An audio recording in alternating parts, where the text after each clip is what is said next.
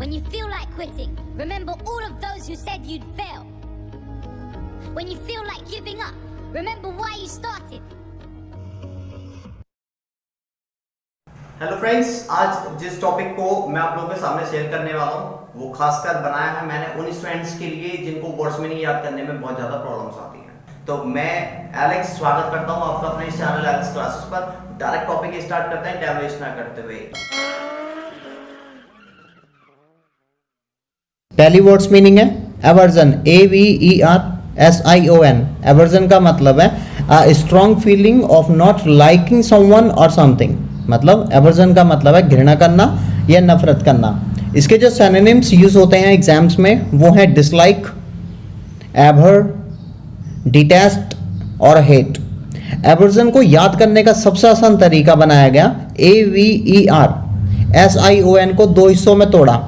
AVER को यानी ever को बोल दिया अवर OUR, SION को बोल दिया गया सन SON।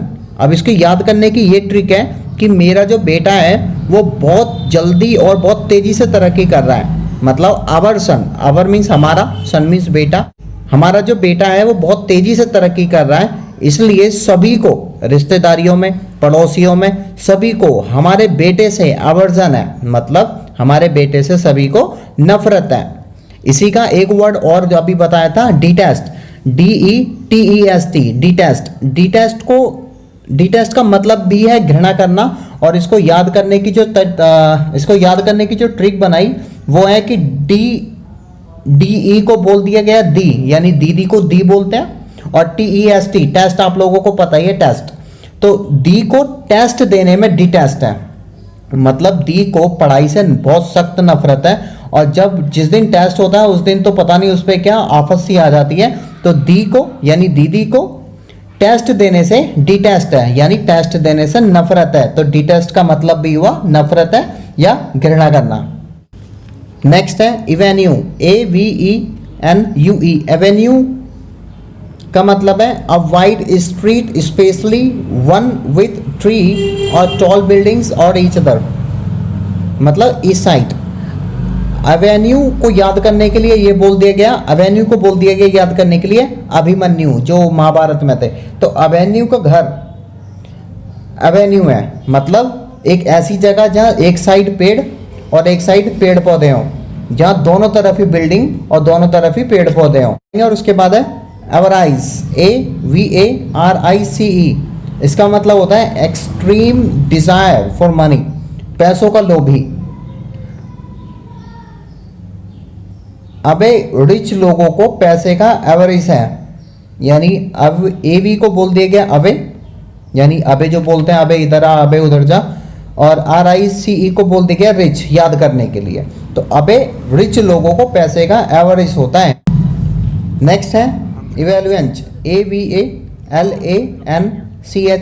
इवेलुएंस का मतलब है a very large amount of snow that slides quickly down the side of a mountain. मतलब बड़े पहाड़ों से बर्फ का गिरना। अब इसको याद करने के लिए ये ट्रिक बनाई गई। AVA को बोल दिया गया अबे और LANCHE को बोल दिया गया लेंच। लगा के अबे लेंस लगा के देख, पेड़ों से बर्फ गिर रही है। नेक्स्ट है ऑटोप्सी, AUTOPSY। ऑटोप्सी का मतलब होता है पोस्टमार्टम। जब मौत हो जाती है तो मौत होने के बाद में जो पोस्टमार्टम होते हैं, एग्जाम्स के अंदर ये आने वाला मोस्ट इंपोर्टेंट टॉपिक है। An examination of a death body to find out the cause of death, यानी शव परीक्षण इसकी हिंदी। ऑटो का यानी ऑटो वाला पेप्सी पीकर मर गया। ऑटो को बोल दिया गया AUTO को याद करने के लिए बोल दिया गया ऑटो। और PSY को याद करने के लिए बोल दिया गया पेप्सी, यानी ऑटो वाला पेप्सी पीकर मर गया, इसलिए अब उसकी एडॉप्सी होगी, मतलब पोस्टमार्टम होगा। नेक्स्ट है AUTOCRAT, ऑटोक्रेट। ऑटोक्रेट का मतलब होता है a ruler who has complete power, यानी तानाशाह। तानाशाह वर्ड सुनते ही आप लोगों को माइंड में आ गया होगा साउथ कोरिया, यानी ऑटो वालों को रेट की तरह मारने का ऑटोक्रेट है। यानी जो लोग हैं जिनके पास एक पावर है, अंधाधुंध पावर है, और वो लोगों को रैट की तरह यानी चूहे की तरह मार देते हैं, तो यानी वो ऑटो वालों को रैट की तरह, AUTO को बोल दिया गया ऑटो, और CRAT को याद करने के लिए RAT को बोल दिया गया रैट, यानी ऑटो वालों को रैट की तरह मारने वाला ऑटोक्रेट है, यानी तानाशाह। नेक्स्ट है ऑथेंटिक, AUTHENTIC। ऑथेंटिक का मतलब होता है जेन्युइन या असली, that you know is real और जेन्युइन।